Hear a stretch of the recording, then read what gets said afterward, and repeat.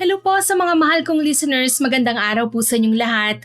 Makakasama nyo na naman po ulit ang Johnny Tandem. Hi po sa inyo. At ako po ulit ang inyong tagapagsalaysay, si Miss Winnie, at ito ang ating kwento. Magandang araw Miss Winnie at sa lahat ng mga supportive mong listeners. Tawagin nyo na lang po ako sa pangalang Gloria. Glo for short. Isa po ako sa mga masusugid nyong tagapakinig. Dahil sa mga magaganda at may aral na kwento na ina-upload ninyo, naisipan ko pong ibahagi rin ang karanasan ko noong magsi-50 anyos na ako. Alam ko rin po na maaari akong i-bash ng inyong mga listeners, pero ang importante sa akin, makapulot ng aral ang mga tulad kong nakikinig sa mga kwento ninyo. Aminado ako na maraming galit sa akin ng mga panahong yon, lalong-lalo na si Kumaring Tess, ang kumari ko na dating kasintahan naman ng asawa ko. At isa rin akong ina na mahilig tumawad ng hindi tama, lalo na sa may mga maliliit na tindahan. Dahil sa kagustuhan kong makatipid, kaya hindi ko inintindi ang nararamdaman ng ibang tao. Jane, bakit ho inay? Samahan mo akong mamalengke mamaya. Sige ho, tatapusin ko lang ho ang paglilinis ng bahay. Tumango na lang ako. Ipinagpatuloy ko na ang ginagawa kong pagsasampay ng damit. Nang matapos kami, niyaya ko na siyang pumunta sa palengke. Marami ang tao ng araw na yon, halos hindi ako mapagbentahan ng mga binibilhan ko. Siguro dahil sa pagtawad ko ng hindi tama kaya ganun na lang sila sa akin. Nay, ayaw ho yata kayong pagbentahan. Ang hilig niyo ho kasing mambarat ng paninde. Wala akong pakialam. Marami pa rin naman tayong mabibilhan at isa na ron ang ninang mo. Sigurado naman akong mapagbebentahan niya tayo. Mahiya naman ho kayo kay ninang, inay. Palagi nyo na lang hong binabarat yun eh. Nahihiya na lang ho siguro yung tao dahil kumari niya kayo. Ay nako, kahit ano pang sabihin mo, bibili pa rin tayo sa kanya. Napakamot na lang sa kanyang ulo si Jane. Wala naman siyang nagawa kundi ang sumunod na lang sa akin. Hiyang-hiya siya nang makarating kami roon sa ninang niya. Kumaring Tess, kumusta? Marami na bang bumili ha?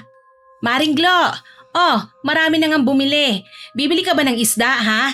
Karne ng baboy at manok? Sariwang-sariwa at murang-mura pa. Magkano naman? Malaki bang isda mo ha? Sa isda, 100 lang isang kilo. Ang karne naman ng baboy, 320 lang.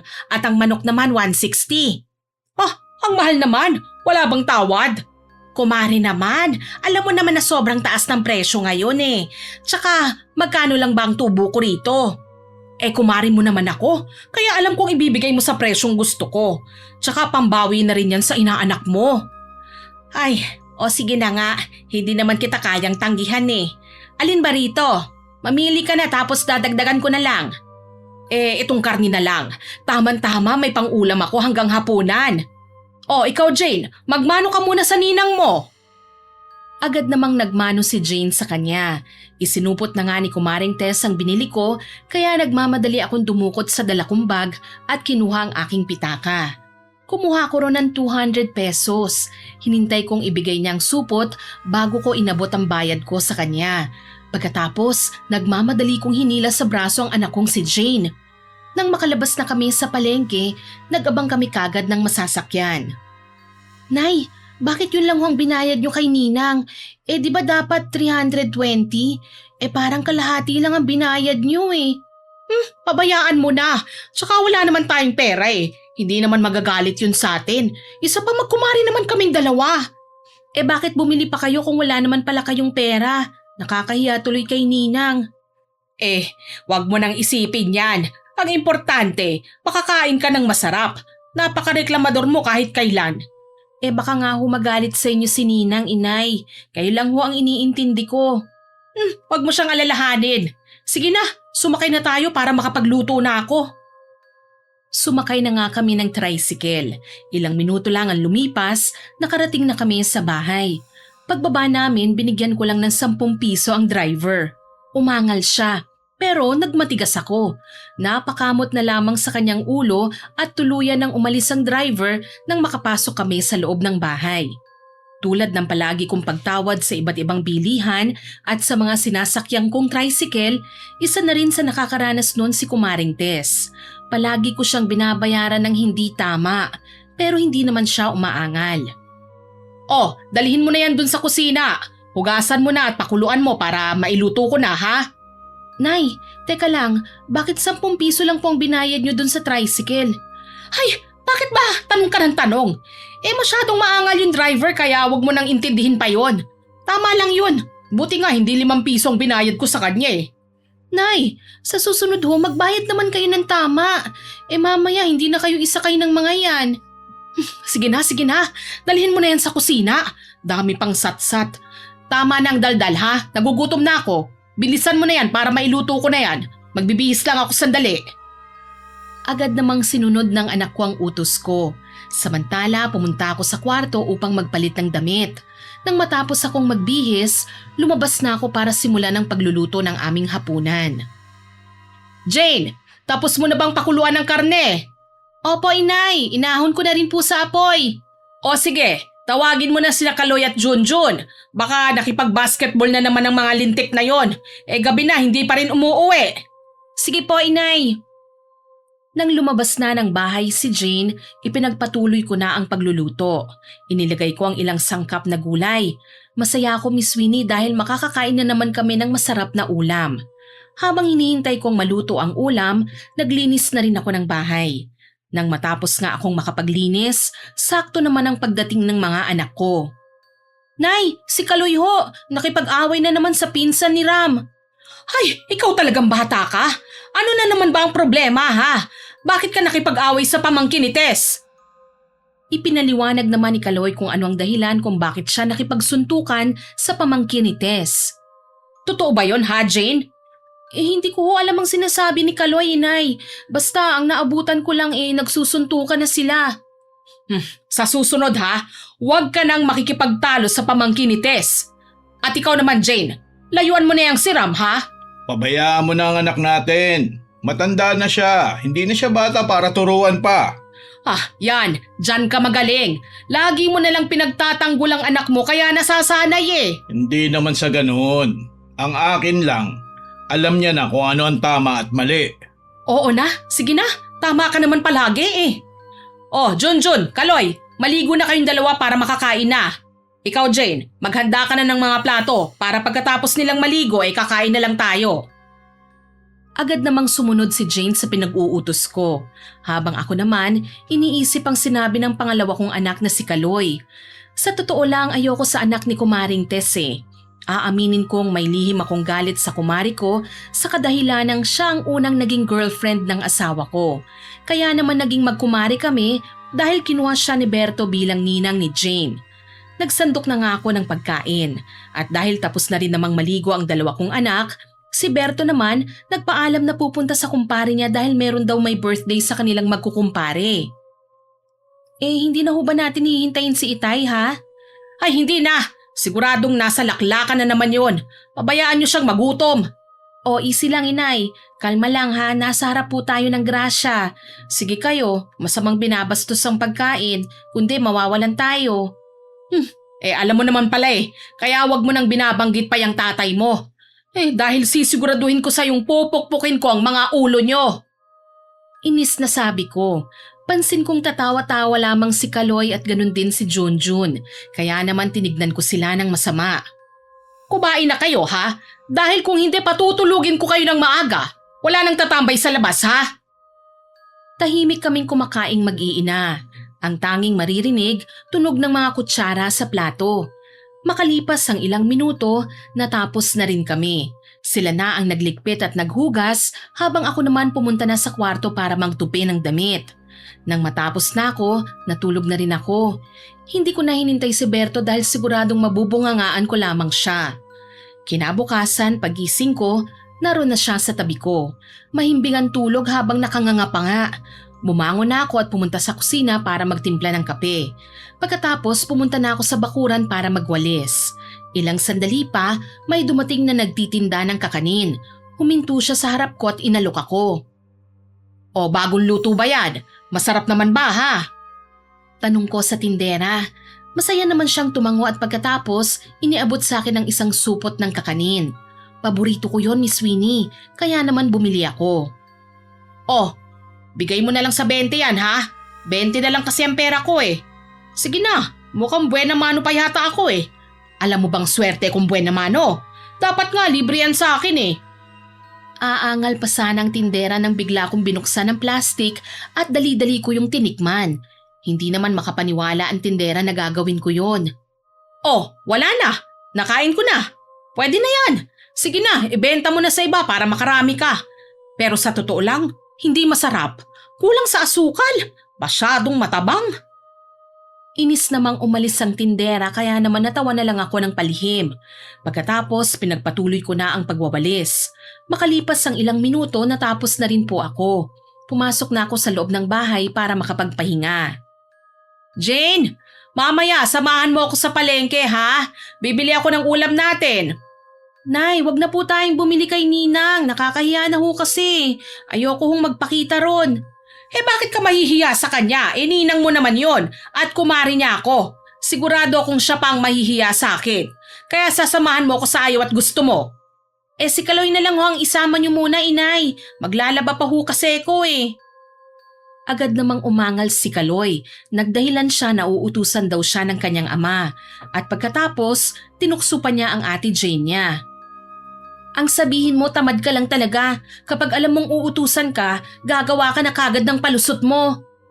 Nagtalo pa sila ng dahil doon, Miss Winnie. Pagkatapos may sinabi si Kaloy tungkol kay Ram at Jane. Kaya naman tinanong ko siya. Ang alin? May dapat ba akong malaman ha? Tumigil ka na nga. Baka masapak kita Tsaka wag mo nga siyang mabanggit-banggit ha. Pinapahamak mo pa ako kay inay Tama na yan ha. Ang aga-aga, bangayan kayo ng bangayan. Para kayong mga aso't pusa. Hoy, ikaw naman babae ka ha? Huwag ko lang malalaman na may namamagitan sa inyo ng lalaking yon. Nako, malilintikan ka talaga sa akin. Si inay talaga. Huwag ko kayong maniwala sa kumag na yan. Iniinis niya lang ako Alam mo ikaw, nakakarami ka na. Mukha ka talagang loro. Ang daldal mo. Hindi ka cute ha. Huwag kang filingero. Bago pa sila tuluyang magtalo, niyaya ko na si Jane sa palengke. Pagdating namin doon, abala sa pagbebenta si Tess ng kanyang paninda. Kasama niya ang anak niyang si Ram. Nang makita nila kami, napansin kong malapad ang ngiti ni Ram kay Jane. Huwag mong titignan ang Ram na yan ha? Subukan mo lang, kukurutin talaga kita. Opo inay, hindi nga ako interesado sa tulad niya. Magandang umaga, kumare! Mukhang sariwa na naman ang paninda mo, ha? Oo, kumare. Bibili ka ba? Oo, kumare. Isda lang naman. Alam mo naman si kumparing Berto mo Hindi kakain yun kung hindi niya gusto ang ulam. Ganun talaga yan si kumparing Berto. Hindi kakain yun ng hindi masarap. Sa bagay, hindi naman siya lasinggero Kaya okay lang na laging masarap ang ulam niya. Reward niya sa hindi pagiging mabisyo. Pakiramdam ko, pinamukha sa akin ni Kumaring Tess na mas lamang siya kesa sa akin, na may alam pa rin siya sa dati niyang boyfriend na asawa ko na ngayon. Huminga ako ng malalim at pilit ng ngumiti. O siya, sige na kumare, nagmamadali rin kasi kami. Magluluto pa ako ng almusal. Bigyan mo na lang ako ng 1 kilong tilapia. Yung malalaki ha? Ram, ikaw na muna ang magbenta sa Tita Glo mo. Ako na ang bahalang manukli dyan. Agad naman itong sinunod ni Ram. Pansin kong hindi mawala-wala ang titig at ngiti niya kay Jane, kaya naman tumikhim ako. Okay na ba? Nagmamadali kasi kami. Pakibilisan mo na lang. Opo. Tapos na po, Tita Glo. Agad naman niyang iniabot ang supot na may lamang isda at pagkatapos, iniabot ko sa kanyang 50 pesos na agad naman niyang tinanggap ng hindi man lang tinitignan. Dahil abala siya sa pagtitig sa anak ko. Tara na Jane, umuwi na tayo dahil magluluto pa ako. Agad ko namang hinila si Jane. Sinaway ko siya nang mapansing sumulyap din siya kay Ram. Ramdam kong may namamagitan sa kanilang dalawa pero hindi ko lang makumpronta dahil wala po akong ebidensya. Bakit mo ba tinitignan ng hampas lupang yon ha? Hindi ba sinabi ko sa'yong wag na wag mong titignan yon? Hindi nga ho inay. Napansin ko lang ho na 50 lang ang binayad nyo Nakakahiya ho kay Ninang. Sana ho bayaran nyo naman ho ang kulang nyo. Tigilan mo nga ako sa sermon mong yan. Tama lang yan sa kanila. Para naman makabawi siya sa akin. Nay, hindi pa rin ho ba kayo tapos kay Ninang? Nagsiselos pa rin ho ba kayo sa kanya? Alam nyo naman na hindi na interesado si Itay kay Ninang. At isa pa po, mahal na mahal ni Ninang ang asawa niyang namatay. Hindi no, naiinis lang ako sa kanya dahil akala mo kung sinong magaling. Tsaka, mas maganda kaya ako sa kanya no? Nay, please lang, kalimutan nyo na ho ang nakaraan. Nasa inyo na si Itay kaya wala na kayong dahilan para ganyanin pa sila. Ayaw nyo ba ng tahimik na buhay? Ano ba kita ha? Bakit parang masyado kang nagmamagaling? Huwag mo akong turuan. Alam ko ang ginagawa ko. Hindi ho, Inay. Natatakot lang ho ako sa magiging resulta ng mga ginagawa nyo. Ayoko lang ho na mapahamak kayo Mahirap hong makalaban ng mga taong tahimik, Inay. Huwag mo akong intindihin. Alam ko ang ginagawa ko. Tsaka, hindi ako matatakot sa tulad niya, no? Ang mabuti pa, umuwi na tayo para makapagluto na. Wala naman siyang nagawa kundi ang umuwi kasama ko. Hindi ko inintindi ang paalala ng anak ko, Miss Winnie, kahit na alam kong tama naman siya. Pagdating namin sa bahay, sumalubong si Berto. Nakangiti siya at akmang yayakapin ako nang bigla ko na lamang siyang hampasin sa braso. Huwag mo nga akong mayakap-yakap, leche ka. Ang baho mo, nakakadiri ka. Hindi ka pa nga naliligo tapos ganyan ang gagawin mo, ha? Napansin kong nagtatawanan ng mga anak ko, kaya naman padabog akong pumasok sa loob ng bahay at dumiretso sa kusina. Buwisit talagang babaeng yon. Kaya tanda-tanda na, pinagnanasahan pa rin ang asawa ko. Di hamak na mas maganda naman kaya ako sa kanya. Inis na sabi ko habang abala ako sa paglilinis ng isda. Maya-maya, tinawag ko na si Jane para tulungan akong magluto. Nang matapos kami, agad ko nang tinawag sina Kaloy, Junjun at Berto. Oh, mamaya, Kaloy, Junjun, bumili kayo ng gulay kay Susan para sa hapunan. Nakakasawa na ang puro isda at karne. Magpakbet naman tayo. Opo, Nay. Agad naman silang tumango. Nang matapos kaming kumain ng pananghalian, umalis na si Berto para sa raket niyang trabaho. Kaya naman sinabay ko ng utusan sina Kaloy at Junjun na bumili ng gulay. Kaloy, bumili na kayo ng gulay. Baka mamaya wala na kayong maabutan. Nay, baka saan lang ho magpunta yan Isubukan lang nila. Oh, heto. Pagkasyahin nyo yan Pag kulang, tawaran nyo na lang. Kayo nang bahala dyan, ha? Opo. Nagtaka naman ako kung bakit hindi pa rin sila umaalis, kaya naman tinanong ko sila. Sinabi naman ni Kaloy na baka raw magreklamo ang tindera dahil kulang ang pera niyang hawak. Mas matakot kayo sa akin kapag hindi nyo sinunod ang utos ko. Napakamot na lang sa batok si Kaloy. Nang lumabas na sila ng bahay para bumili ng gulay, ako naman pumunta na sa sala para manood ng TV. Makalipas ang ilang minuto, nakabalik na rin sina Kaloy at Junjun. Dala na nila ang pinabili ko. Pero napansin kong nakasimangot si Kaloy kaya hindi ko napigilang tanungin siya. Oh, ano yung sinisima-simangot mo dyan ha? Wala ho. Agad namang pinaliwanag nila Kaloy at Junjun ang nangyari. Napagalitan daw kasi sila dahil sa binayad nila. Abay, leching yun Nagre-reklamo pa talaga? Pasalamat nga siya sa kanya pa tayo bumibili. Kung hindi ko lang alam lanta na yung mga paninda niya. May punto naman ho kasi si Aling Susan, Nay Magkano lang naman ho kasi ang tubo niya. Hindi pa natin bayaran ng tama. Batang ito Huwag mo na nga akong pakialaman tungkol dyan. Ang importante, nagbabayad tayo sa kanya. Sige ho. Wala naman ho kaming magagawa Sige na, magluto ka na doon. Oy, kayo, mag-igib na kayo para makaluto na ako ng panghapunan ha. Punuin nyo pati yun sa banyo ha. Opo. Agad naman silang sumunod sa akin. Pagkatapos tinawag ko si Jane para magsaing.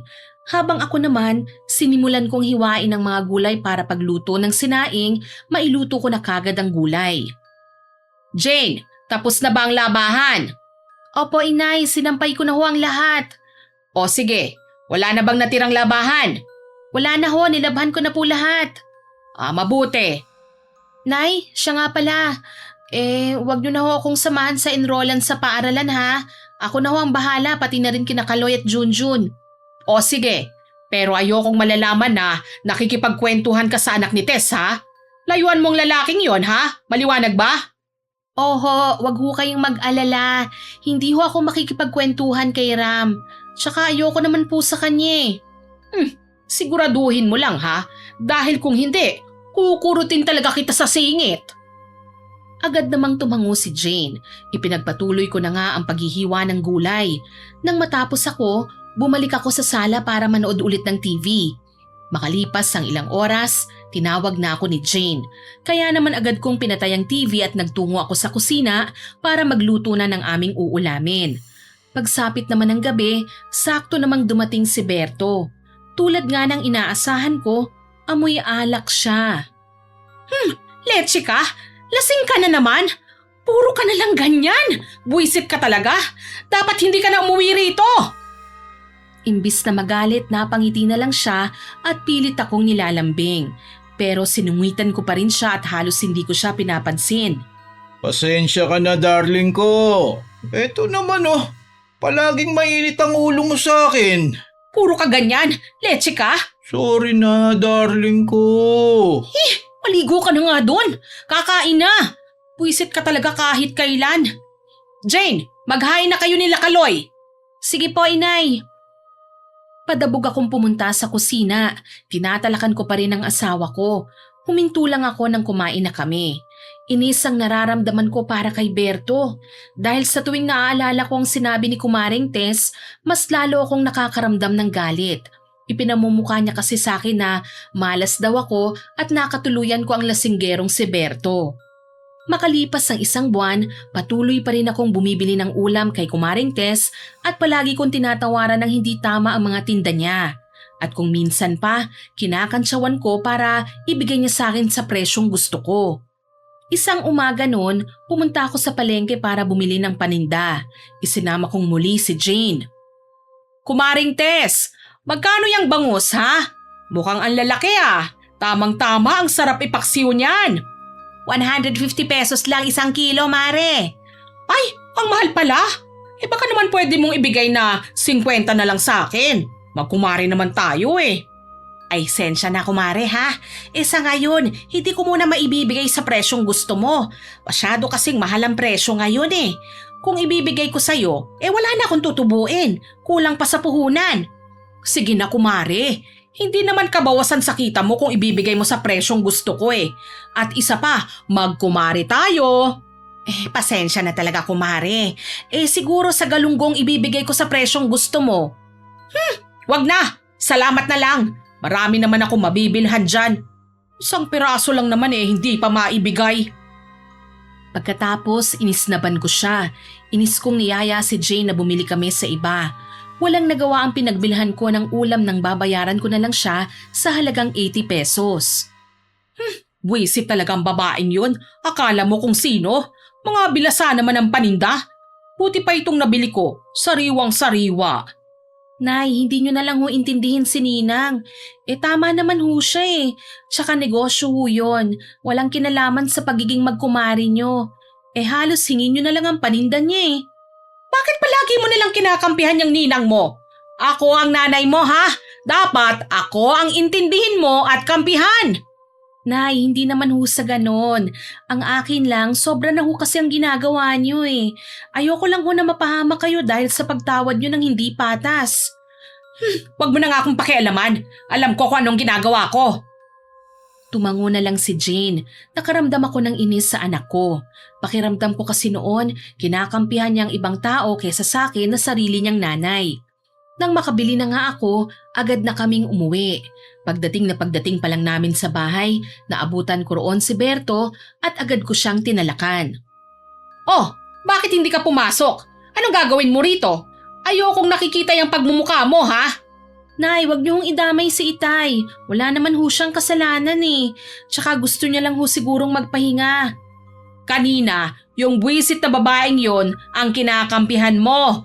Gayon naman yung tatay mo. Aba, saan ba talaga ako lulugar? Nay, hindi naman sa ganon. Ayoko lang na magtalo pa kayo ni Itay. Tsaka nakakahiya sa mga kapitbahay Ay, ilang beses ko bang sinasabi na wag mo akong pakikialaman. Ang atupagin mo yung pagsasaing. Oh, patito, iluto mo na rin. Magpatulong ka sa mga kapatid mo. Wala na ako sa mood magluto ngayon. Ang aga-aga mga leche kayo. Sinisira niyo ang araw ko. Hindi na siya nagsalita pa. Agad niyang kinuha ang iniabot kong supot sa kanya. Tahimik siyang pumunta sa kusina at hindi na nagreklamo pa. Ako naman pumunta na sa kwarto. Sumunod naman si Berto kaya naman binulyawan ko siya at pinalayas. Puwisit ka! Huwag kang pumasok dito ha! Diyan ka lang sa labas. Kapag pumasok ka rito, babatuhin kita ng upuan. Darling naman, ano na naman ba ang kinagagalit mo? Wala ka nang pakialam doon. Di sige, lalabas na. Napakamot na lang siya sa kanyang ulo. Hindi na siya nagsalita at pagkatapos, lumabas na nga lang siya. Halos ilang araw ko rin siyang hindi kinakausap, lalo na nang makita ko siyang masayang kausap si Kumaring Tess. Kumare, eto hinog yan. Magkano ba ito? Babayaran ko na lang. Naku ho, hindi na. Bigay ko lang yan sa'yo. Ay, salamat dito ha. Hindi ka pa rin nagbabago. Ikaw pa rin si Berto na nakilala ko noon. Hindi talaga ako nagbago. Alam mo, ang ganda mo pa rin ha. Ikaw talaga, bolero. Wow! Ang sweet ah! Baka naman langgamin na kayo dyan. Agad namang namutla ang mukha ni Berto nang makita niya ako. Ninitian ko lang siya ng peke, kaya naman mas lalo siyang napalunok ng laway. Oh, Kumaring Glo, bibili ka ba? Oo sana kaso naabutan ko ang saya nyo pwede ko bang malaman kung anong pinag-usapan nyo ng asawa ko? Ayun ba? Binigyan niya kasi ako ng saging Babayaran ko na sana kaso ayaw niyang tanggapin. Ganun ba? Okay lang yun, kumare. Mabait talaga itong asawa ko. Sa sobrang bait niya malapit na nga siyang kunin ni San Pedro. Diniinan ko ang salitang asawa. Pagkatapos binalingan ko ng masamang tingin si Berto kaya naman lumayo siya ng konti sa amin. Siya nga pala, kumare. Ano bang bibilihin mo? Manok, gagawin kong adobo. Teka kumare, sariwa ba yan? Oo kumare, sariwang-sariwa yan, bagong katay lang yan O sige, bigyan mo ako ng 1 kilo. Gusto ko yung puro hita lang Initian ako ni Kumaring Tess. Alam kong napansin niya na masama ang tingin ko kay Berto. Nang maibigay na nga niya ang supot na may lamang karne ng manok, agad kong iniabot ang bayad sa kanya. Aalis na sana ako nang tawagin niya kami. Ay, kumare! Sandali lang! Oh, bakit? Anong kailangan mo? Nagmamadali kasi, kumare. Ano kasi? Kulang kasi ang binayad mo, kumare. Magkano ba ito? 150. Yan na lang kasi ang pera ko Tanggapin mo na yan. Binigyan ka naman ng saging ng asawa ko. Napabuntong hininga na lang siya. Tumango pero halatang sumimangot. Habang si Berto naman hiyang-hiya. Kaya naman palihim akong napangiti. Oh, okay na ba? Kailangan na naming umuwi dahil ipagluluto ko pa siya ng pinakamasarap na ulam. Ay sige, ingat kayo. Salamat Kumaring Tess ha. Nang makalayo na nga kami sa pwesto ni Kumaring Tess, agad kong binungangaan si Berto. Wala akong pakialam kung marinig man kami ng ibang tao. Basta ang gusto ko noon, bungangaan siya. Maging sa pag-uwi namin sa bahay, hindi ko siya tinigilan. Hoy, ikaw Berto ha? Bakit mo binigyan ng saging ang babaeng yon? May relasyon ba kayo ha? Ang kapal ng pagmumukha mo, harap-harapan pa ha? At bakit? Ano bang pinakain sa'yo ng babaeng yon ha? Hindi mo pa rin siya nakakalimutan hanggang ngayon ha? Pasensya ka na, hindi na mauulit. Agad namang umiling si Berto, kaya naman binatukan ko siya. Pilit niya akong pinapakalma at nagpapaliwanag siya pero hindi ko siya pinakinggan. Iniwanan ko na lang siya roon at dumiretso na ako sa kusina. Habang inaasikaso ko ang pagkain namin nang lumapit sa akin si Jane. Nay? Oh, bakit? Anong kailangan mo? Makikialam ka na naman ba ha? Galit na naman ho ba kayo ni Itay? Oo. Paano kasi? Nakikipaglandian siya sa ninang mo. Kung hindi pa ako nagpunta sa palengke, hindi ko mauhuli. Nay, matatanda na ho kayo nila Itay at Ninang. Sigurado naman ho ako na mahal kayo ni Itay at alam kong hindi niya kayang gawin yun sa inyo. Ay, ewan ko ba? Hayaan mo na nga muna ako. Ayoko munang makita ang pagmumukha ng tatay mo. Nay, hindi na ho kayo mga bata para mag-away pa nang dahil lang sa babae. Tsaka nakakaawa ho si Itay Pagod na ho siya galing sa trabaho tapos aawayin niyo pa. Malandi kasi ang tatay mo Anong gusto mong gawin ko? Hayaan na lang sila ha? Aba, hindi naman pwede yon. Hindi naman ho sa ganon. Mahal po kayo ni Itay kaya malabo niyang gagawin yon. Tigilan mo na nga ako. Ang mabuti pa, tulungan mo na lang ako rito para matapos ako kagad. Tinulungan na nga niya ako sa aking ginagawa habang sina Kaloy at Junjun abala sa pagwawalis sa bakuran. Nang matapos kami, kumain na nga kami. Walang ingay ang maririnig sa hapagkainan. Simula ng araw na yon, mas lalong lumamig ang pakikitungo ko kay Berto hanggang sa umabot ng 1 buwan. Naaapektuhan na ang aking mga anak pero hindi ko pa rin inaalala dahil ang mas inaalala ko yung galit ko kay Kumaring Tess. Kasabay nun, mas lalo pang dumarami ang nagagalit sa akin dahil sa sobrang kuripot ko sa pagbabayad. Isang araw noon, galing akong palengke nang mapansin ko si Jane may kausap na isang lalaki sa di kalayuan. Mabilis akong lumapit sa kanila at nagtago sa likod ng pader na naroon sa palengke. Pinakinggan ko ang kanilang usapan. Kailan mo ba balak sabihin kay tita ang tungkol sa relasyon natin? Ang tagal na natin nagtatago eh. Mas mabuting malaman niya na kaysa mahuli pa tayo. Hindi ko alam, Ram. Natatakot ako na kapag nalaman niya paghiwalayin niya tayo. Alam mo naman ang dahilan kung bakit, hindi ba? Mas mabuting magtago na muna tayo. Ano? Bakit naman niya tayo paghihiwalayin? Wala naman tayong ginagawang masama eh. Nagmamahalan lang naman tayo. Alam mo naman ang dahilan, Ram. Galit pa rin siya kay Ninang, kaya hindi pa rin tayo pwedeng lumantad. Dahil ba sa nakaraan ni nanay at ni Tito Berto? Pero matagal na yun eh. Oo. Pero please, intindihin mo na lang muna ako sa ngayon. Hayaan mo, masasabi ko rin kay Inay ang tungkol sa atin. Pero niloloko natin si tita. Ayoko naman magalit siya sa'yo nang dahil dun. Intindihin mo na lang muna ako, please. Alam kong nahihirapan ka na rin, pero kailangan natin tong gawin eh. Dahil sa narinig ko, mas lalo akong nagalit. Hindi ko akalain na magkasintahan na pala ang anak ko at ang anak ng kinamumuhian ko. Mabilis akong lumabas sa pinagtataguan ko at lumapit sa kinaroroonan nila. Pansin kong natakot sila nang makita ko. Hindi na kailangan, Jane. Bakit hindi mo sinabi sa akin, ha? Kung hindi pa ako pumunta rito sa palengke, hindi ko malalaman, ha? Sorry po, Inay. Pasensya na po. Natakot lang ho akong umamin eh. Ayoko lang ho kasi na magalit kayo sa amin. Natakot? Kay bata-bata mo pa nakikipagrelasyon ka na, ha? Nay, 23 na po ako. Tsaka hindi ko naman ho pababayaan ang pag-aaral ko eh. Kahit na! Tita, huwag niyo na hong pagalitan si Jane. Wala ho siyang kasalanan. Huwag kang makialam dito, ha? Baka nakakalimutan mong ako ang ina ni Jane. Nay, tama na ho. Huwag niyong idamay si Ram dito. At bakit hindi, ha?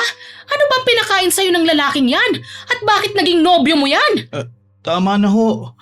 Ako na po ang humihingi ng pasensya. Sino ka ba, ha? Ang kapal ng pagmumukha mo para makipagrelasyon sa anak ko? Alam mo, wala akong tiwala sa mga kagaya mo eh. Sasaktan mo lang din ang anak ko. Hindi po, tita. Mahal na mahal ko po si Jane at kaya ko hong patunayan yan sa inyo. Mahal? Anong klaseng pagmamahal ba ang kaya mong ibigay sa anak ko? Tita, alam ko hong ayaw niyo sa akin dahil anak ako ni Inay. Pero sana po, maisip niyo na wala akong kasalanan kung ano man ang nangyari dun sa inyo noon ni Nanay. Mabutit alam mo kung bakit ayaw na ayaw ko sa'yo. Kung sino ang puno, siya rin ang bunga. Kaya ngayon pa lang puputulin ko na kung anong meron sa inyong dalawa. Nay, nakikiusap po ako. Nagmamahalan po kami ni Ram. Mabuting tao siya at handa niyang patunayan sa inyo yan. Nagmamatigas ka na ba talaga ngayon, ha? Gusto mo bang iuwi kita sa Romblon, ha? Nay, nakikiusap po ako. Susundin mo ang gusto ko. Hihiwalayan mo ang lalaking yan. Dahil kung hindi, dadalhin kita sa lola mo. At ikaw lalaki ka? Simula sa araw na ito, hindi mo na pwedeng lapitan pa ang anak ko. Tita, nakikiusap po ako. Huwag niyo hong gawin to. Mahal na mahal ko po ang anak niyo. Imbis na sumagot pa, sinamaan ko na lang siya ng tingin. At pagkatapos, hinila ko si Jane. Hindi ko inintindi ang mga taong naroroon. Pagdating namin sa bahay, agad ko siyang tinalakan at pagkatapos, sinampal ko siya. Nabigla naman si Berto at sina Kaloy at Junjun sa ginawa ko. Simula sa araw na to, wag na wag ka nang lalabas ng bahay para magtanda ka. Hindi ka na rin makikipagkita pa sa lalaking yon, ha? Nay, bakit niyo ba ginagawa sa akin to? Hindi niyo lang ho kami pabayaan eh. Labas ho kami sa problema niyo kay Ninang. Ikaw lang ang pinoprotektahan ko dahil ayoko kitang masaktan. Lulukuhin ka lang ng lalaking yun. Marami namang iba dyan ah. Hindi ho yan pagprotekta, Inay. Ayaw niyo lang aminin sa sarili niyo na naiinggit kayo kay Ninang eh. Anong sinabi mo? Dahil sa sinabi niya, muli ko siyang sinampal. Agad naman akong nilapitan ni Berto para awatin. Tama na yan. Sinasagot mo na ako ngayon ha? Pwes, ito ang ilagay mo dyan sa kokotin yung mag-ama ha? Hindi ako naiinggit sa babaeng walang kwenta. Basta ang ayoko lang maging parte sila ng pamilyang meron tayo. Ang sama niyo, Inay. Kaya ang daming nagagalit sa inyo eh. Bukod kasi sa mahilig kayong tumawad masama pa ang pag-uugali niyo. Mas lalo akong nanggalaite kaya naman hinablot ko ang buhok niya. Pilit naman akong inaawat ni Berto at pati na rin sina Kaloy at Junjun. Pinapasok na nila sa loob si Jane at ako naman sinubukan akong pakalmahin ni Berto. Hindi ko siya pinapansin dahil nasaktan ako sa sinabi ni Jane. Kumuha naman ng tubig si Junjun para sa akin at pilit din niya akong pinapakalma. Ano bang meron sa hampas lupang yon? Lahat kayo gusto niyo sa kanila? Kinausap naman ako ni Berto. Pilit siyang nagpapaliwanag pero hindi ko siya pinapakinggan. Tumayo na lang ako at pumunta sa kwarto. Doon humiga ako at pinilit na matulog. Alam kong masakit ang ginawa ko sa anak kong si Jane kaya hindi ko rin siya masisisi kung makapagsalita siya ng hindi maganda sa akin. Lumipas ang mga araw, linggo at buwan. Patuloy pa rin akong bumibili sa iba't ibang tindahan. Tinatawaran ko ng tinatawaran kahit na alam kong hindi tama. Halos hingin ko na nga lang ang paninda nila Tanda ko kasi ang kasabihan ng mga matatanda na sa pagbili raw ng kahit na anong bagay, kalahati kagad ang ibabawas mo sa turing nilang presyo. Pero ako, mas mababa pa rin ang sinasabi ko. Basta alam ko sa mga panahong yon, masaya lang ako sa ginagawa ko. At isa pa, bukod sa nakakakain ako ng masarap, nakakatipid din ako. Isang araw habang abala ko sa pamamalengke, nang may matandang babae ang lumapit sa akin. Siya yung tindera ng prutas na binayaran ko ng 20 kahit na ang presyo nasa 50. Binulyawan niya ako at halos ipahiya niya ako sa lahat ng taong naroroon pero hindi ako nagpatinag sa kanya. Hoy! Wala kang karapatang pagsalitaan ako ng ganyan ha? Tsaka yung binenta mo sa akin, mga bulok na nga. Mabuti nga't binayaran pa kita ng 20. Pagkasabi ko noon mas lalo siyang nanggalaiti. Akmang susugurin niya ako nang pigilan siya ni Jane. Ay, pagpasensyahan niyo na ho ang nanay ko. Kung magkano ho ang kulang, ako na lang ho ang magbabayad. Jane, tumigil ka nga dyan. Pabayaan mo yung matandang hukluban na yan. Nay, pwede ho ba tumigil na kayo? Nakakahiya na ho ang ginagawa niyo Aba, sinisigawan mo ba ako ha? Bakit pa kinakampihan mo ang mga walang kwentang yan? Samantalang akong nanay mo. Nay, nakikiusap ho ako. Umuwi na ho tayo. Heto ho, 50 ho yan ha. Pasensya na po kayo ulit. Nakita kong ngumiti at nagpasalamat ang matandang babae sa kanya. Pagkatapos, lumapit siya sa akin at niyaya na akong umuwi. Makalipas ang kalahating oras, nakauwi na rin kami. Doon ko siya pinagalitan dahil sa pagpapahiya niya sa akin. Talagang pinapahiya mo na ako ha? Kumaganti ka na ngayon dahil pinaghiwalay ko kayo ng hampas lupang lalaking yon. Nay, hindi ko ho kayo pinapahiya. Tsaka hindi ho ako gumaganti. Marami na hong nagagalit sa inyo dahil sa pagbabayad nyo ng hindi tama Wala akong pakialam kung marami ang nagagalit sa akin. Ang importante, nagbabayad pa rin naman ako. Nay, tama na ho Ilang beses pa ho ba namin kayong pagsasabihan? Ikapapahamak nyo ho yan.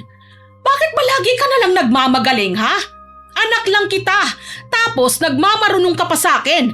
Ano bang alam mo ha? Tsaka pwede ba? Pabayaan mo ako sa gusto ko. Alam ko ang ginagawa ko. Pero inay, sa susunod na ipahiya mo ko ha? Makakatikim ka ulit sa akin. Tandaan mo yan. Inis akong lumabas sa bahay. Iniwan ko sila roon at pumunta sa isa ko pang kumare na si Judith. Doon ako tumambay at sinabi ko sa kanya ang problema ko. Agad naman niya akong pinayuhan. Pero hindi ko pa rin yon pinakinggan, Miss Winnie. Mas lalo lamang akong nainis kaya naman umuwi na lang din ako. Pagdating ko sa bahay, hindi ko sila pinansin dahil naiinis pa rin ako. Darling, kumain na tayo rito. Wala akong gana. Mauna na kayo. Tirahan nyo na lang ako. Sige, kung yan ang gusto mo. Pumunta na siya sa kusina. Ako naman dumiretso na sa kwarto namin. Nahiga ako ron dahil gusto kong matulog sa mga oras na yon.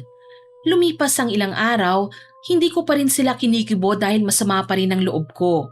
Isang buwan ang nagdaan, mas marami na palang nagagalit sa akin. Sa tuwing makikita ko ng mga kapitbahay o ng mga tindera sa palengke, masama ang tingin nila sa akin. Pero ako, Miss Winnie, dead ma lang sa kanila. Dumiretso na lang ako kay Kumaring Tess para bumili. Kumaring Tess, pabili nga ako ng bangus ha, at saka manok. Sige, pumili ka na kumare. Sariwang-sariwa yan. Agad naman akong pumili. Kinuha ko ang pinakamalaki at pinakamatabang bangus at ganun din sa manok. Pagkatapos nagbayad na ako sa kanya. Heto na ang bayad ha? Salamat Kumaring Tess. Akmang aalis na sana ako nang pigilan niya ako. Pagkatapos, tumingin siya sa akin na may pag-aalinlangan. Ay, teka lang, sandali lang kumare. Bakit Kumaring Tess? Pasensya na ha. Kung pinigilan kita, kulang kasi ang binayad mo eh. May manok ka pa kasing binili. Kumaring Tess naman, hayaan mo na yun. Halagang 100 lang naman ang manok, ibigay mo na yun. Pasensya ka na kumare ha. Pero sa ngayon hindi ko muna ibibigay ang gusto mo. Masyado kasing matumal ngayon at halos wala kaming benta. Buena mano mo ko, hindi ba? Naku, swerte ko dahil buena mano ako, Kumaring Tess. Kaya ibigay mo na lang sa akin ito. Pasensya ka na talaga, kumare. Hindi ko talaga maibibigay yan sa'yo. Heto na naman tayo, ha? Kumaring Tess, magkumari tayo. Kaya nga dapat ibigay mo sa akin itong manok. Hindi naman kabawasan sa kita mo yan eh. Kumare, walang kinalaman ng negosyo sa pagiging magkumare natin. Pasensya na kung tatapatin kita. Okay pa sana kung 1 o 2 beses eh. Pero hindi eh. Sumusobra ka na eh. Ngayon nagrereklamo ka na ha? Anong klaseng kumari ka ha? Sa bagay, yung mga paninda mo, bulok, kasing bulok ng pag-uugali mo. Ay, teka. Ako pa ngayon nung may bulok na pag-uugali ah? Teka lang ha, maraming tao nang galit sa'yo. Halos lahat na yata rito eh. Kaya sino ang may bulok na pag-uugali sa ating dalawa? Wala akong pakialam. Di magalit kayong lahat sa akin. Hindi ako mamamatay ano? Mga bulok naman ang mga paninda nyo. Please lang kumare. Ayoko ng gulo kaya sana bayaran mo na lang ang kulang. May pera ka naman eh. Pero bakit ganyan ang binabayad mo? Ayoko nga eh. Pang 50 lang naman ang mga paninda mo. Isa pa, mga sira na yan. At tignan mo nga yung isda oh. Bilasang bilasa pa. Imbis na sumagot, pansin kong nagpigil na lang siya. Hinayaan niya akong magsalita ng magsalita laban sa kanya. Hindi na rin niya siningil ang kulang kaya umalis na rin ako. Pag-uwi ko sa bahay, agad kong binigay kay Kaloy ang supot at ipinaluto ko sa kanya. Tinanong niya ako kung ano raw luto ang gagawin niya. Bahala ka na! Iluto mo na yan dahil nabibwisit na talaga ako. Tumango na lamang siya at pagkatapos, dinala niya ito sa kusina. Habang ako naman pumunta sa sala para manood ng TV. Makalipas ang ilang oras, dumating na si Berto. Imbis na umupo, tumayo lang siya sa harapan ko at kitang-kita ko ang galit sa mukha niya. Ano na naman ang problema mo? Nakita mo namang nanonood ako ha? Nangiistorbo ka? Imbis na sumagot, lumapit siya sa akin at laking gulat ko nang bigla na lamang niya akong sinampal. Pagkatapos, kung ano-anong masasakit na salita ang binitiwan niya sa akin. Sina Kaloy, Junjun at Jane naman, nagulat din sa ginawa ng kanilang ama. Ano ba yung ginawa mo kay Tess ha? Bakit? Nagsumbong ba ang magaling na babaeng yon sa'yo ha? So tama pala ako. May relasyon nga kayong dalawa. Kasi kitang-kita naman na mas concerned ka sa babaeng yon. Ano ba yung pinagsasabi mo? Masyado kang tamang hinala. Ang kapal ng pagmumukha mo para saktan ako, ha? Napailing na lang si Berto, kaya naman tumayo ako at sinampal ko rin siya. Agad naman kaming inawat ng mga anak ko. Tama na, inay, itay. Huwag na kayong mag-away. Nakakahiya na po sa mga kapitbahay, oh. Tama na po. Magpaawat naman ho kayo. Yang kasing nanay niyo eh. Huwag kang makikialam, ha? Atupagin niyo yung mga pinagagawa ko sa inyo. At ikaw hayop ka? Ano bang pinakain sa'yo ng malanding babaeng yon ha? Bakit siyang kinakampihan mo? Bahala ka dyan. Agad naman niyang sinagot ang tanong ko na bigla na lamang nagpatigil sa akin. Masakit para sa akin ang sinabi niya at talaga namang dinamdam ko yon, Miss Winnie. Simula nang mangyari yon sa pagitan naming mag-asawa, hindi na kami nag-uusap at kasabay nun, unti-unti na akong nangihina. Jane! Bakit ho, inay? Ikuha mo nga ako ng tubig. Uhaw na uhaw ako eh. Agad namang sinunod ni Jane ang pinag-uutos ko sa kanya. Hindi ko maipaliwanag kung bakit uhaw na uhaw ako. Pakiramdam ko para akong isang nauupod na kandila. Makalipas ang ilang sandali, bumalik na si Jane dalang isang baso ng tubig.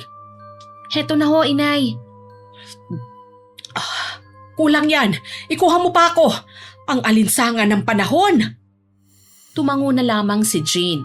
Isa, dalawa, hanggang sa makailang beses akong nanghingi ng tubig pero hindi pa rin yun sapat. Pansin kong nag-aalala sa akin si Jane pero hindi niya yun pinapahalata. Nay, ano ho bang nangyayari sa inyo? Ay, hindi ko nga rin alam eh. Ikuha mo na lang ako ng malamig na tubig. Masyadong mainit ang pakiramdam ko. Magpahinga na lang po kayo. Kami na lang ho ang mamimili. Darating na rin naman ho si tatay eh. O sige. Maglinis na rin kayo ha, para hindi na ako maglinis ng bahay. Tawagin niyo lang ho ako kapag may kailangan ho kayo, inay ha? Oo, sige. Magpatulong ka na lang sa mga kapatid mo. Humiga na lang ako dahil sumasakit na ang ulo ko ng mga oras na yon, kaya nakatulog na rin ako. Pero habang mahimbing ang tulog ko sa mga sandaling yon, bigla na lamang akong nanaginip ng sobrang sama. May isang anino na hindi ko maaninag ang muka, pero ang kanyang mga mata nanlilisik na nakatingin sa akin. Hindi ako makagalaw, Miss Winnie. Sumisigaw na ako pero walang marinig na boses mula sa bibig ko.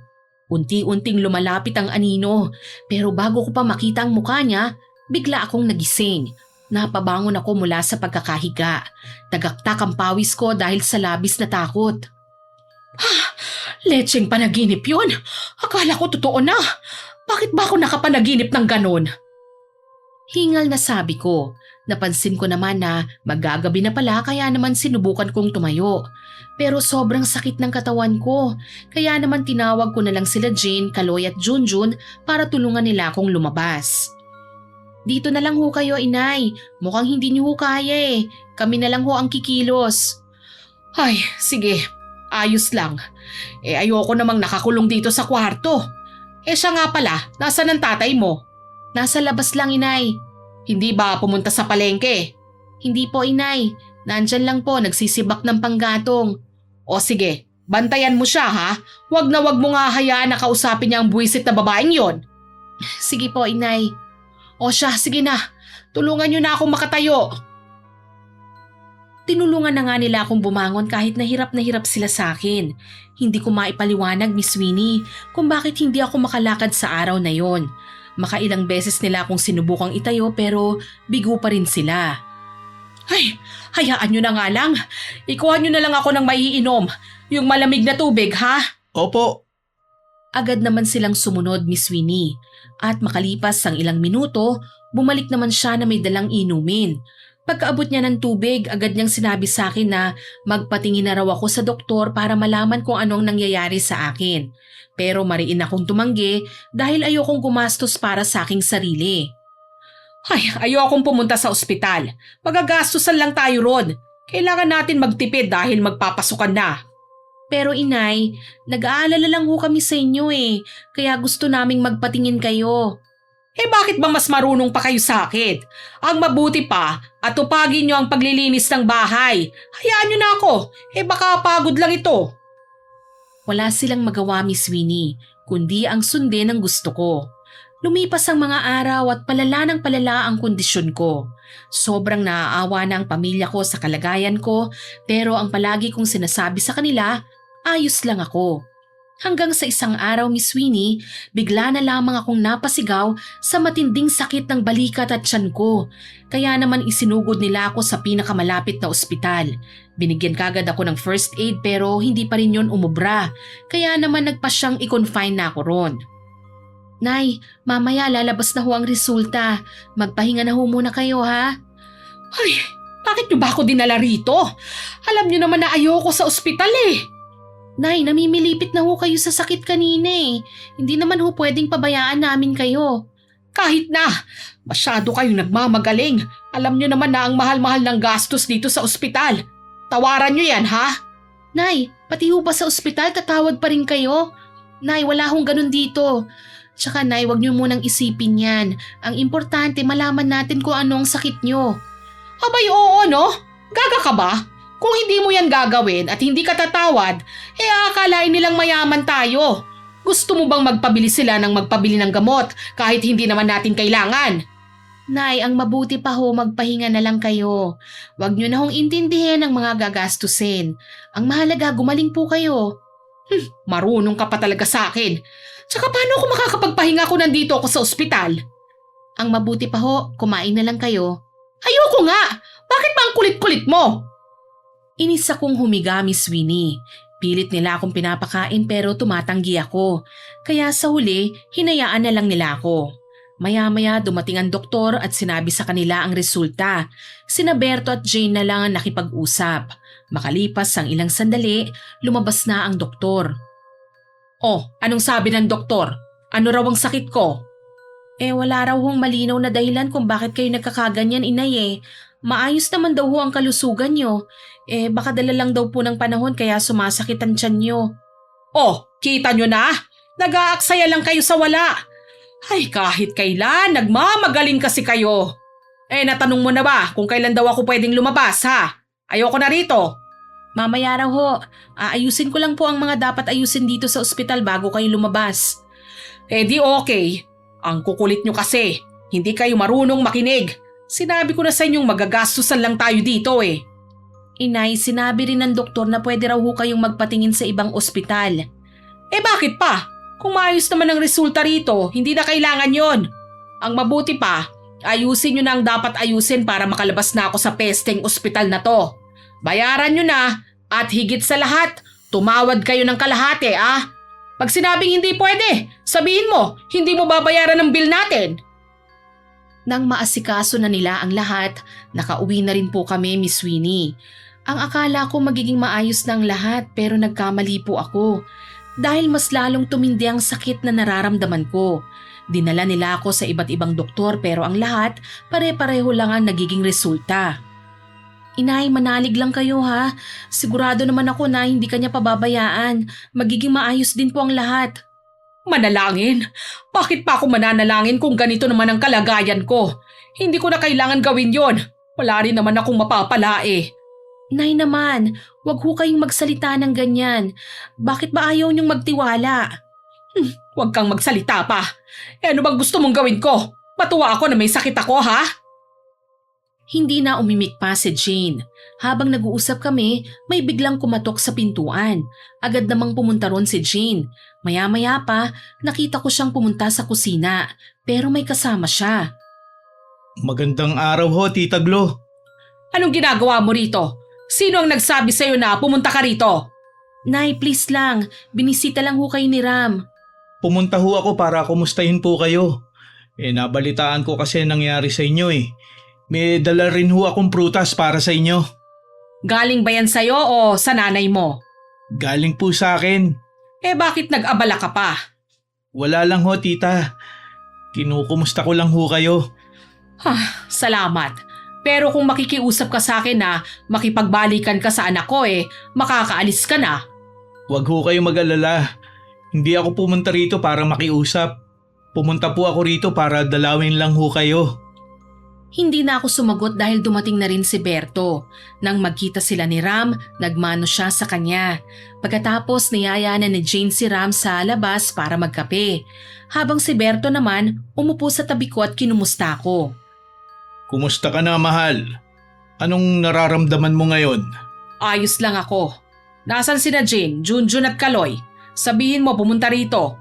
Uutusan kong bumili ng ulam natin. Agad namang tumango si Berto. Nang matawag niya sila, agad naman silang lumapit sa amin. Nay, pinatawag niyo raw ho kami? Oo, bumili kayo ng isda para isigang. Nagugutom na ako Bilisan niyo lang ha. Baka naman magkasama na naman kayo ng lalaking yon ha? Sige ho. Wag po kayong mag-alala, hindi ko ho gagawin yon. Nasa na ho ang pambili? Iabot mo sa akin ang wallet ko. Agad naman niyang iniabot ang wallet ko na nasa ibabaw ng mesa. Pagkatapos, kumuha ko ng 100 at binigay ko kay Jane. Bumili ka ron kina Ram. Tawaran nyo ha? Gusto ko 1 kilo ang bilhin nyo sa kanila para may pang-ulam tayo hanggang hapunan. Pero ho, inay, hindi ho papayag si Tita Tess. Nakakahiya naman ho kung tatawad na naman tayo sa kanya. Ang dami na ho nating kulang eh. Nagkasagutan na nga ho kayo nung nakaraan eh. Basta, sundin mo na lang ang pinag-uutos ko para wala nang ingay. May sakit na nga ang tao, kinokontra mo pa. Tsaka wag mo palang kalilimutan na bilhan ako ng saging ha. Agad namang sumunod sina Kaloy at Junjun habang si Berto naman inaasikaso ko. Pinupunasan niya ako ng bimpo dahil hindi ako makatayo. Pakiramdam ko, wala akong kwentang ina at asawa ng mga panahong yun. Huwag mo na nga akong punasan, hindi ako pilay para pagsilbihan mo. Pipilitin ko na lang bumangon. Sinubukan ko lang tumayo pero hindi ko magawa. Kaya naman hindi ko na lang pinilit ang sarili ko. Makalipas ang ilang sandali, kinausap niya ako kung gusto ko raw bang magpatingin sa albularyo at baka sakaling dun daw ako gumaling. Huwag mo na nga akong alalahanin. Hindi naman ako nasapian para dalhin mo ko sa albularyo eh. Huwag ka nang makulit. Tatamaan ka na talaga sa akin. Tumango na lang si Berto. Pagkatapos, pinagpatuloy na rin niya ang pagpunas sa akin. Nang matapos, lumabas siya para magsibak na ng panggatong. Ako naman hindi mapalagay dahil iniisip ko na baka hindi na nga ako muling makatayo ng maayos. Pinilit ko na lang ang sarili kong matulog para mabawasan ang pangambang nararamdaman ko. Makalipas ang ilang oras, nagising na rin ako. Maya-maya pa tinawag ko si Jane dahil nakaramdam na naman ako ng matinding uhaw. Jane! Bakit ho, inay? Ikuha mo nga ako ng tubig. Nauuhaw na naman ako eh. Agad namang sumunod si Jane at pagkatapos, nakaramdam ako ng matinding sakit sa may binti. Napahiyaw ako at naalarma ang lahat.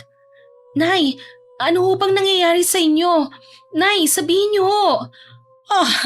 Ang sakit. Sobrang sakit ng binti ko. Hindi ko na maigalaw. Ang mabuti pa ho, dalhin na namin kayong muli sa ospital. Kaloy, maghanap na kayo ng masasakyan. Bilisan niyo. Sige na, Junjun. Oo ate. Nagmamadali namang tumakbo palabas sina Kaloy habang si Jane naman aligaga at hindi niya malaman kung ano ang gagawin niya. Makalipas ang ilang sandali, bumalik na si Kaloy. O ano, nakahanap ka na?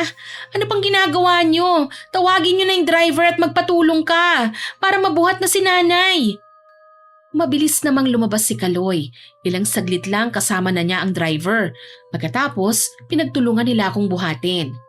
Oh, isakay na natin si inay. Tulungan niyo si tatay ha, mabigat si nanay. Agad namang sumunod si Kaloy. Pinagtulungan nila akong buhatin papunta sa kotse. At pagkatapos, dinala nila ako sa pinakamalapit na ospital. Pagdating namin doon, agad akong inasikaso ng mga nurse at doktor. Muli akong na-confine dahil namimilipit pa rin ako sa sakit ng mga oras na yon. Nay, wag ho kayong mag-alala. Nandito lang kami sa tabi niyo. Magpakatatag ho kayo ha. Sobrang sakit na. Hindi ko na kaya. Para na akong mamamatay. Huwag niyo hong sabihin niya, Nay. Gagaling ho kayo. Hindi na ako nakasagot dahil naghihiyaw na lang ako sa tindi ng sakit na nararamdaman ko sa tiyan at mga binti ko. Hanggang sa hindi ko na nakayanan, tuluyan na akong nawalan ng malay. Pagkagising ko, nakita kong natutulog sa tabi ko si Berto. Naroon din ang 2 sa 3 naming anak. Jane? Ayos na po ba kayo, inay? Ano ho ang masakit? Saan banda? Gusto niyo ho ba ng pagkain, ng tubig? Wag mo na akong alalahanin pa. Maayos na ang pakiramdam ko. Nasan pala si Kaloy? Nasa labas lang ho, inay. Kailan ako lalabas dito ha, anak? Hindi ko pa ho alam eh. Wala pa ho kasing sinasabi ang doktor. Ang bagal naman nila. Gusto ko nang lumabas sa buwisit na ospital na to eh. Nay, hayaan niyo muna. Ang mabuti pa kumain na lang ho muna kayo. Wala nga akong gana. Bigyan mo na lang ako ng tubig. Pero inay, mahigit 1 araw na po kayong natutulog. Sigurado ho ba kayong hindi kayo nagugutom? Oo, hindi ako gutom. Kaya ikuha mo na lang ako ng maiinom. Kinuha na nga ako ng tubig ni Jane at agad niya itong inabot sa akin. Akmang tatayo na sana ako pero hindi ko na maigalaw ang buong katawan ko. Pakiramdam ko, may nakadaga na mabigat na bagay sa buo kong katawan kaya hindi ako makagalaw. Teka, hindi ako makagalaw. Kahit ang mga kamay ko, hindi ko na maigalaw. Ano bang nangyayari sa akin? Sigurado ho ba kayong hindi nyo maigalaw, inay? Oo, tawagin mo ang doktor. Hindi pwedeng ganito na lamang ako. Kumalma ho kayo, inay. Gagaling ho kayo. Paano ako kakalma kung ganito ang nangyayari sa akin? Nay, sandali lang ho Tatawagin ko lamang ang doktor. Hindi ako mapakali ng mga oras na yon, Miss Winnie. Natatakot ako na baka hindi na nga ako muling makagalaw. Makalipas ang ilang minuto, dumating na ang doktor. Sinuri nila ako pero katulad pa rin ng mga naunang pagsusuri, wala pa rin silang makitang dahilan kung bakit ako nagkakaganon. Nay, bakit ho kaya ganon? Wala pa rin silang nakikita sa inyo eh. Ano ho ba talagang nangyayari sa inyo, inay? Hindi ko nga rin alam. Hindi lang sila siguro marunong kaya hindi nila makita kung ano ang sakit ko. Nay, magagaling ho sila. Sadyang hindi talaga nila maipaliwanag kung anong sakit nyo eh. Ilang ospital na rin ang pinuntahan natin pero iisa lang ang sinasabi nila. Anong gusto mong gawin ko? Tanggapin na lamang na ganito na ako habang buhay? Buwisit kasing buhay ito, oo. Bakit ko ba nararanasan ang lahat ng ito? Hindi nakasagot ang anak ko. Hindi pa rin ako mapakali ng mga oras na yon. Gusto kong bumangon pero hindi ko magawa. Hanggang sa magsalita naman si Berto. Sinabi niyang hindi doktor ang kailangan ko kundi albularyo. Pero mariin kong tinanggihan ang payo niyang yun. Sinabi ko na sa'yo, hindi doktor ang kailangan natin. Albularyo ang makakasagot kung ano ang totoong kalagayan mo ngayon. Ayaw mo bang subukan? Bakit ba ang kulit-kulit mo? Doktor nga hindi ako kayang gamutin eh. Albularyo pa kaya? Huwag ka nang magmagaling pa. Nay, wala naman ho sigurong mawawala kung susubukan natin eh. Baka sakaling gumaling na ho kayo. Sundin natin si Itay kahit ngayon lang. Ilang ospital na ang pinuntahan natin pero lahat iisang nagiging resulta. Paano kung hindi rin ako mapagaling ng albularyong sinasabi nyo? Nakakapagod lang eh. Ang mabuti pa iuwi nyo na ako. Wala akong balak magtagal sa pesteng ospital na to. Napabuntong hininga na lamang sila. Nang araw ding yon, inuwi na nga nila ako sa bahay. Parati nila akong niyayayang pumunta sa albularyo pero mariin pa rin akong tumatanggi. Nabalitaan na rin ng mga kapitbahay ko ang nangyayari sa akin, lalo na ang mga tao sa palengke. Ang iba, masaya sa nangyayari sa akin at halos konti lamang ang naaawa. Hindi ko rin naman sila masisisi dahil tama sila, Miss Winnie. Napakasama akong tao kaya iniisip ko noon, kinakarma na nga ako. Isang araw dumating si Berto. May kasama siyang isang matandang lalaki. Sinabi niya na hindi na raw niya kayang makita ako sa ganoong kalagayan kaya dinala na niya ang albularyo para subukang gamutin ako. Sinabing ayoko eh! Ang kulit-kulit mo! Ayoko nang umasa na gagaling pa ako! Kaya pwede ba tumigil na kayo, Berto? Agad namang nagsalita ang albularyo. Masama ang tingin niya sa akin at sinabi niyang may nanalbahi daw sa akin. Kinulam daw ako sa tindi ng galit ng taong yon. Ako? Kinulam? Sino namang lintik na gagawa nun? Hindi ho kaya isa sa mga nakaaway niyo, inay? Sa dami niyo hong nakaaway hindi malabong gawan kayo ng masama. Hindi ko alam. Kung totoo man yan, kapag gumaling ako, humanda sila sa akin. Nay, hayaan niyo na muna ho, no?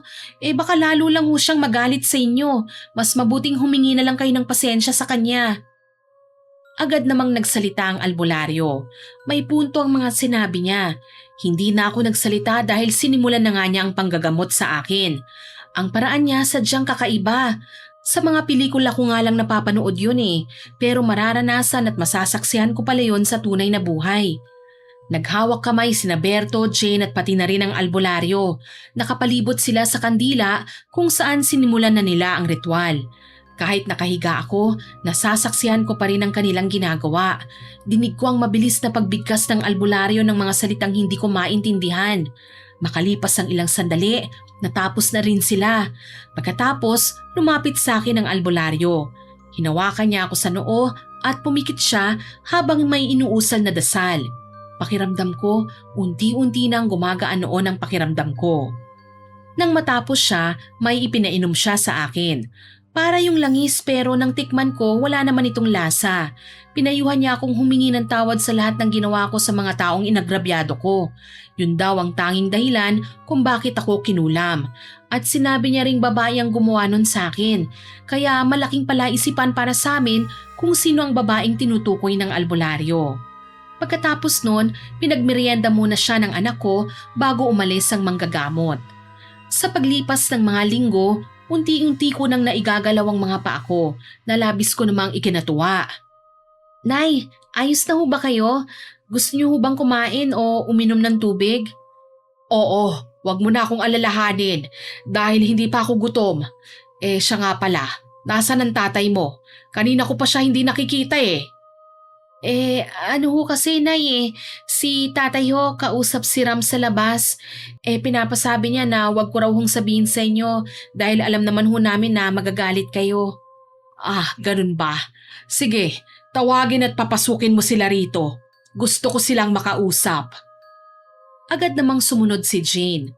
Makalipas ang ilang sandali, pumasok na rin sina Berto at Ram. Pansin kong nagkakailangan silang dalawa ng anak kong si Jane nang magkita sila. Bakit darling?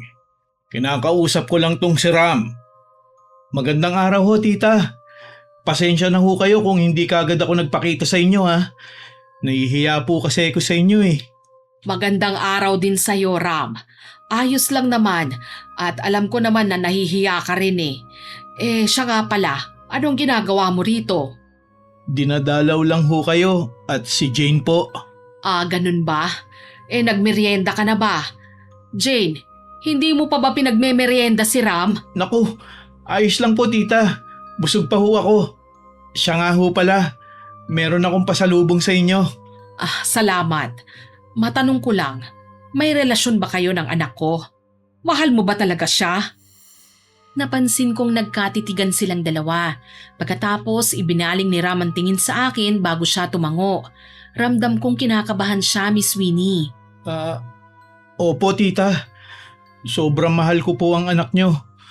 Pasensya na kung isinikreto namin ang relasyon naming dalawa. Ram, tumigil ka nga. Alam mo naman na may sakit pa si inay eh. Huwag mo na ngayon. At bakit mo siya pinapatigil ha anak? Gusto ko lang malaman kung talagang mahal ka ni Ram. Nay, ayoko lang ho na ma-stress kayo. Hindi pa ho kayo lubusang gumagaling eh. Mas mai-stress ako kung nagtatago kayong dalawa. Ay, kung ganon, handa mo ba siyang hintayin hanggang sa makagraduate siya? Opo. Sa katunayan ho mag-aaral din po ako. Huwag ho kayong mag-alala. Hinding-hindi ako magiging sagabal sa pag-aaral ni Jane. Sige, mabuti yan. Unahin niyo muna ang pag-aaral bago ang lahat. Hahayaan ko kayong maging magkasintahan. Pero ang gusto ko, mag-aaral kayo ng mabuti ha? Dahil yan lang ang pamana naming mga magulang sa inyong mga anak. Totoo po ba ito, tita? Talaga ho bang okay na ho sa inyo? Oo, naisip ko rin naman na wala naman kayong kasalanang dalawa kung ano man ang meron sa pagitan namin ng nanay mo. Kaya okay na rin sa akin kung ikaw ang maging nobyo ng anak ko. Panatag ang loob ko sa'yo. Maraming salamat po, tita.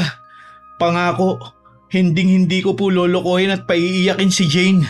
Abay dapat lang ha, dahil kung hindi, ako ang makakalaban mo. At sisiguraduhin kong hindi mo na siya makikita kahit na kailan. Huwag ho kayong mag-alala. Hinding-hindi ko po sasaktan si Jane. Nagulat naman ako nang bigla akong yakapin ni Jane. Sobrang gaan pala sa pakiramdam na makitang masaya ang anak ko sa piling ng lalaking gusto niya. Maraming salamat po, Inay. Pangako, hinding-hindi ko po pababayaan ang pag-aaral ko. O sige na, sino ba ako para pigilan kayo? Basta ang gusto ko lang, makapagtapos kayo ng pag-aaral ha? Tinukso pa sila ni Kaloy. Pagkatapos nagtanong si Kaloy kung pwede na raw ba siyang magka-girlfriend, pero biniro naman siya. Hindi pa pwede, para kang isip bata Kaya paano ka magkaka-girlfriend? Sigurado akong magiging kawawa lang sa'yo ang babae. Ayusin mo muna ang sarili mo, no? Maligo ka at siguraduhin mong mabango ang hininga mo para hindi ma-turn off sa'yo ang babae. Tinapik-tapik na lang ni Ram si Kaloy para hindi na siya maging malungkot. Hayaan mo na ang ate mo. Mahal ko siya, Kaloy. At siya naman ang pinakamatanda sa inyo, kaya siya ang pwedeng magkaroon ng karelasyon. Kaya tigilan mo na si Ram, no? Kukutasan na kita sa ulo eh. Kukuntsabain mo pa yung tao para payagan ka naming magka-girlfriend. Ikaw talaga, oo. Tama na yan. Puro kayo ba nga yan? Nakakahiya na kay Ram, oh. Ayos lang ho, tita. Sanay na ho ako sa kakulitan nilang dalawa. At saka itong si Jane naman ang nauna eh. Ako pa talaga, ha? Sumisip-sip ka lang yata sa pamilya ko eh. Ay nako, sabing tama na eh. Siya nga pala, magluto na kayo para dito na kumain si Ram. Naku tita, salamat na lang po. Kailangan ko na rin pong umuwi eh. Tutulungan ko pa po si nanay. O sige. Siya nga pala, itanong mo sa nanay mo kung magkano ang lahat ng kulang ko para mabayaran ko, ha? Nahihiya talaga ako sa kanya eh. Pero kulang ang binayad ko sa kanya sa tuwing bumibili ako sa kanya. Naku, hindi na ho kailangan yun tita. Mabait naman po si nanay eh. O sige, pero pag gumaling na ako, pupunta na lang ako sa bahay niyo o kaya sa palengke. Sige po, maraming salamat po ulit ha. Mauunan na po ako. Agad ko naman siyang tinanguan. Nakita kong sobrang saya ni Jean, kaya naging masaya na rin ako para sa kanila. Lumipas ang 2 buwan at tuluyan na akong gumaling. Muli akong nakagalaw ng maayos. Nagagawa ko na rin ang mga ginagawa ko noon, Miss Winnie. Isang araw noon, nagpunta ako sa palengke. Nakita kong nakatingin sa akin ang mga taong naroroon. Dinig ko ang bulungan ng mga tindera at halos masama ang kanilang sinasabi sa akin. Hindi ko na lamang sila pinakinggan dahil alam ko sa sarili ko na kasalanan ko rin naman. Pumunta na ako sa pwesto ni Kumaring Tess. Kasama niya si Ram at si Jane. Marami ang tao sa pwesto nila kaya hinayaan ko muna silang makapagbenta bago ako lumapit. Makalipas ang halos 1 oras, wala na ring tao sa pwesto nila kaya naman hindi na ako nagdalawang isip na lumapit. Kumaring Tess! Oh, inay! Mabuti ho't pumunta kayo rito sa palengke. Syempre magaling na ako anak. Tsaka namiss ko rin ang mamalengke. Bibili ho ba kayo tita? Mamaya na lang siguro, iho. Pumunta kasi ako rito para makausap si Kumaring Tess. Nang sabihin ko yun, tumingin sa akin si Kumaring Tess. Nagkatinginan din ang dalawa na parang alam na nila kung ano ang sadya ko. Kaya naman nagpaalam silang aalis muna at may bibilihin daw muna. Nay, bibili lang po kami ng soft drinks ni Jane ha. Sige. Bumili rin kayo ng tinapay para makapagmerienda rin si Kumare, ha? Pagkaalis nila, hindi na ako nagdalawang isip na kausapin si Kumaring Tess. Humingi ako ng kapatawaran para sa lahat ng nagawa ko sa kanya. Ang pagtawad ko ng sobrang laki sa turing niya sa mga paninda, ang panggugulang ko at hindi pagbabayad ng tama. Kumaring Tess, gusto ko sanang humingi ng tawad. Pasensya ka na sa lahat ng nagawa kong kasalanan sa'yo, ha? Ayos lang. Alam ko naman kung bakit ganun kalaki ang galit mo sa akin eh. Dahil naging ex ko ang asawa mo. Pero wag kang mag-alala. Wala akong balak agawin siya sa'yo. Tama ka, pero hindi lang yun ang kasalanan ko sa'yo. Dahil hindi kita binabayaran ng tama noon. Tawad lang ako ng tawad kahit na hindi na makatarungan. Kaya Kumaring Tess, gusto ko sanang bumawi eh. Gusto ko sanang bayaran ng lahat ng kulang ko. Ay nako, hindi na. Alam mo, pinatawad na kita. Sana alisin mo na ang galit sa puso mo dahil yan ang dahilan kung bakit nakagagawa ng kasalanan ng isang tao. Ay, salamat dahil pinatawad mo pa rin ako sa kabila ng lahat ng mga nagawa ko sa'yo. Hayaan mo, hindi ko na uulitin yon. Pipilitin kong magbago. Ay, siya, nandyan ang mga bata. Baka masabihan pa tayong OA. Alam mo naman ang mga kabataan sa panahon ngayon, ano? Alam mo Kumaring Tess, masaya ako dahil ang anak mo ang naging boyfriend ni Jane. Nakikita kong magiging maganda ang buhay ni Jane sa kanya. Kaya nga nagsisisi rin ako na pinaghiwalay ko sila noon. Yang si Ram, mana yan sa tatay niya. Sobrang bait nun kaya mahal na mahal ko yun. Huwag kang mag-alala, hindi pababayaan ng anak ko ang anak mo. Naging maayos na nga kami ni Kumaring Tess. Noon ko lamang napagtanto na hindi naman kailangang magmataas o manloko ng kapwa para maging masaya ang buhay ko. Nang araw na yon, Miss Winnie, naging magkaibigan kami ni Kumaring Tess at nagkaroon ng tunay na kahulugan ng salitang kumare. Nay, masaya akong nagkaayos na kayo ni Ninang. Oo anak, maayos na kami. Alam mo, marami akong natutunan sa lahat ng nangyari sa akin. Ang lahat pong yan, inay, may dahilan. Hindi naman po nasa unang pagsisisi eh. Tama ka anak, may magandang naidulot ang nangyari sa akin. Dahil doon napag-isip-isip ko na mali ang lahat ng ginawa ko at tama ang lahat ng pinapayo niyo sa akin. Pasensya ka na anak ha, hindi kagad ako nakinig sa inyo ng tatay mo. Ayos lang ho yun inay, tao lang naman po tayo nagkakamali. Walang perpekto sa mundong ito. Basta ang importante, pinagsisihan niyo ang lahat ng mga pagkakamali niyo. Ngayon anak, sa tuwing naaalala ko ang mga pinaggagawa ko, lalo na kay Kumaring Tess, nahihiya talaga ako. Hindi ko alam na ganun na pala kakapalang mukha ko noon ano? Nay, huwag niyo na pong alalahanin pa yon. Ang nakaraan na, dapat na pong kalimutan. Magsimula po tayo ulit. Niyakap ko si Jane, Miss Winnie. Sobrang saya ko dahil nagkaroon ako ng anak na katulad niya. Sa pagdaan ng mga araw, isa-isa kong pinuntahan ang mga taong binalasubas ko at tinawaran ng sobra ng hindi tama. Humingi ako sa kanila ng tawad. Hindi na rin nila ako tinatawag na palatawad na nanay at masasabi kong naging kaibigan ko sila matapos ang lahat ng maling nagawa ko sa kanila. Mabilis na lumipas ang panahon at nakapagtapos na rin sa pag-aaral ang anak kong si Jane. Kasabay nun, hiningi na rin ni Ram ang kamay ng anak ko. Tita, ngayong tapos na ho kami sa pag-aaral, humihingi po ako sa inyo ng permiso na hingin ko na ho ang kamay ng iyong anak. Ram, hindi pa pwede ngayon ano? Katatapos lang natin sa pag-aaral. Kahit kasal na tayo, hindi ko naman pipigilan ng mga gusto mong gawin eh. Supportive boyfriend kaya ako, no? Pa-English ka pa dyan. Siyempre, mahal na mahal kita eh. Baka maagaw ka pa ng iba sa akin, no? Oo naman. Sino ba naman ako para tumutol pa sa inyo? Ipinakita nyo naman sa amin na may respeto at pagmamahal kayo sa isa't isa. Maraming salamat po, tita. Aray, mahal ko, ang sakit. Huwag mo naman ako ipahiya rito. Masyado mo naman ako sinasaktan eh. Ngayon pa lang, ina-under mo na ako ha. Hindi ka kasi makapaghintay eh. Masyado ka kasing atat. Nakakainis ka. Hindi pa nga kasi ako handa eh. Anak, ayos lang yan. Katunayan lang na mahal ka ng boyfriend mo. Ayaw mo ba nun? Hindi naman ho sa ganon inay. Masyado hong mabilis eh. Ano ka ba? Huwag ka na magpapilit. Alam ko naman ang gusto mo rin eh. Talaga lang ha? Sapakin kaya kita. Kay lalaki mong tao ang landi-landi mo. Tama na nga yan. Marami ng tao na nakatingin sa inyo Ay, sorry po tita ha. Ito kasing si Jane eh. Ikaw Jane, wag mo ngang sinasaktan ng boyfriend mo. Baka masanay kang ganyan ang ginagawa sa kanya lagi. Isa pa, nakakahiya kay Kumaring Tess kapag nakita niyang kinakaya-kaya mong anak niya. Talagang kinakampihan niyo pa tong si Ram ha? Syempre naman, magiging manugang ko na yan eh. Wow ha, lakas mo kay nanay ha? Mahal ko, huwag ka mag-alala. Siyempre nanay ko na rin si tita no. Kakampihan niya ako. Tama na, dapat maging masaya kayo dahil graduate na kayo. Siya nga pala, umuwi na tayo sa bahay dahil naghihintay na ron si Kumaring Tess. Nasa inyo ho ba si nanay?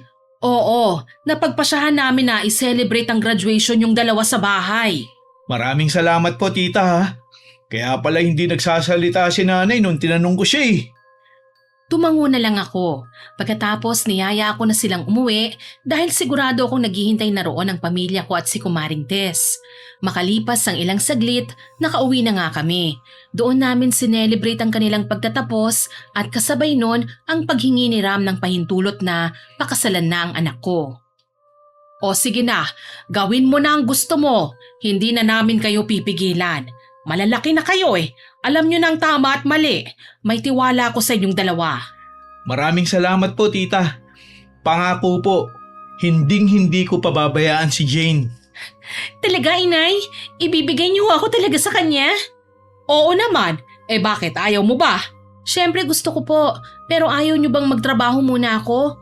Ayaw nyo bang ibalik ko muna ang lahat ng isinakripisyo nyo para sa akin? Anak, hindi mo kami obligasyon. Mahal ka namin ng tatay mo. Huwag mo kaming intindihin. Ang isipin mo kung paano mo gagampanan ang maging mabuting may bahay ngayong magpapamilya na kayo. Doon ka makakabawi sa amin kapag nakita naming maayos kang magpamilya. Inay, sigurado ho ba kayo? Oo, siguradong sigurado ko. Tsaka makakapagtrabaho ka naman kahit may asawa ka. Pero hindi ko ho siya papayagan, tita. Ayoko pong mapagod siya. Bahala kayo kung anong gusto nyo. Kung ano man ang mapag-usapan yung dalawa, bahala kayo. Basta Ram, ipinagkatiwala ko sa iyo ang anak ko, ha? Salamat po, tita. Nag-propose na nga si Ram kay Jane. Sobrang saya namin na umuuna ang anak ko. Wala na akong ibang mahihiling kundi ang pasasalamat dahil binigyan ako ng pangalawang pagkakataon na makabawi sa lahat ng mga pagkakamaling nagawa ko. Nagkaroon nga ng kasalan sa simbahan. Nag-isang dibdib na ang mga anak namin ni Kumaring Tess.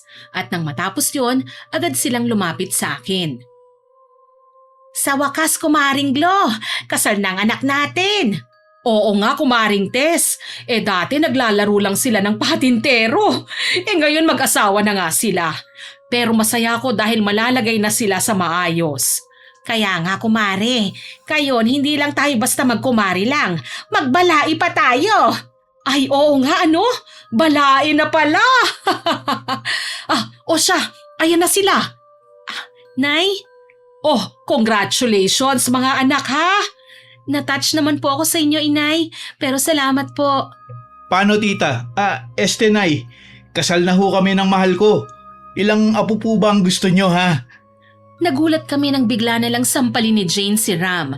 Mahina lang yon at sampal ng pagmamahal yon, kaya naman natawa kaming lahat.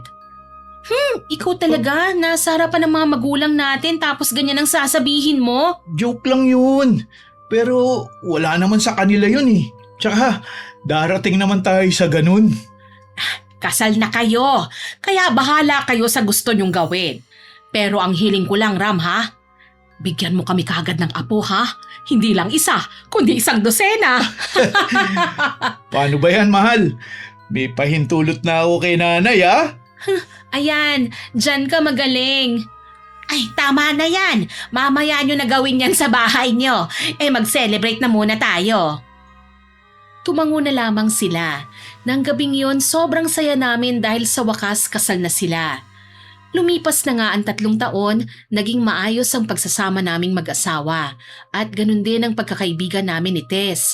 Hindi ko na rin nalaman kung sino ang kumulam sa akin at hindi ko na rin talaga inalam pa yon, Miss Winnie, dahil na-realize ko na deserve ko naman talaga yon.